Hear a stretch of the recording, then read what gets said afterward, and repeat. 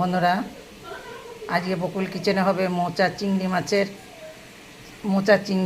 চিংড়ি মাছ দিয়ে মোচা করবো, যাকে বলা হয় মোচা চিংড়ি। আমি এর ভিতরে কিন্তু মোচাটাকে কেটে সুন্দর করে ছাড়িয়ে নিয়েছি। এখন হালকা করে একটু সিদ্ধ করে নেব।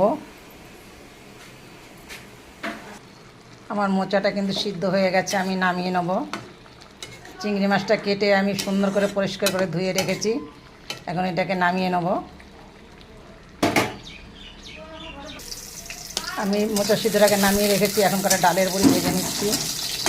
একটা ডালের বড়ি, এখন কটা 2-4টা ডালের বড়ি ভেজে নিলাম।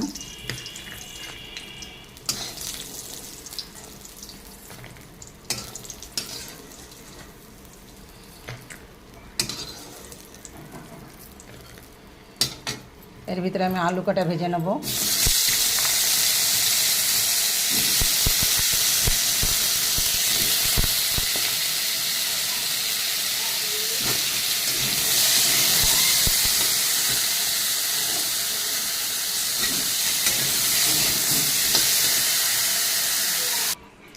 আমার আলুটা ভাজা হয়ে গেছে, এখন আমি চিংড়ি মাছটাকে ভেজে নেব। চিংড়ি মাছ একদম হালকা করে ভাজবো।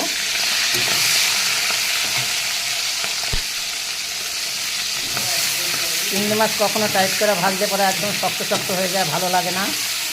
একদম হালকা করে ভাজবো।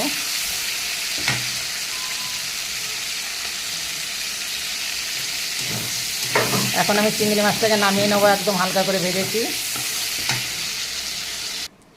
আমার ফোড়নে দিয়ে দিয়েছি একটু জিরা, শুকনো লঙ্কা, একটা তেজপাতা। এখন আমি মোচাটাকে দিয়ে দিলাম।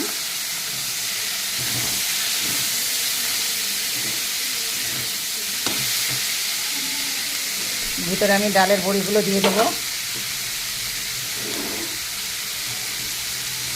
আলুগুলো দিয়ে দেবো।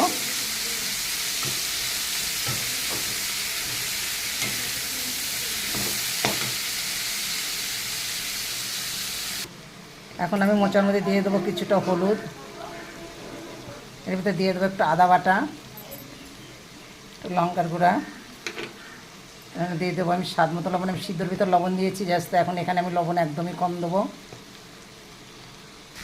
বন্ধুরা, আমার ভুল হয়ে গেছে। আমার মোচাটা এখন সিদ্ধ হয়ে গেছে। এখন আমি চিংড়ি মাছ কটা দিয়ে দেবো।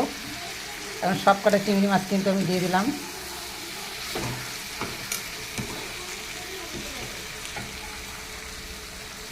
আমার মোচাটা কিন্তু হয়ে গেছে। এখন দিয়ে দেবো একটু গরম মশলা, তার ভিতরে দিয়ে দেবো আমি কিছুটা ঘি।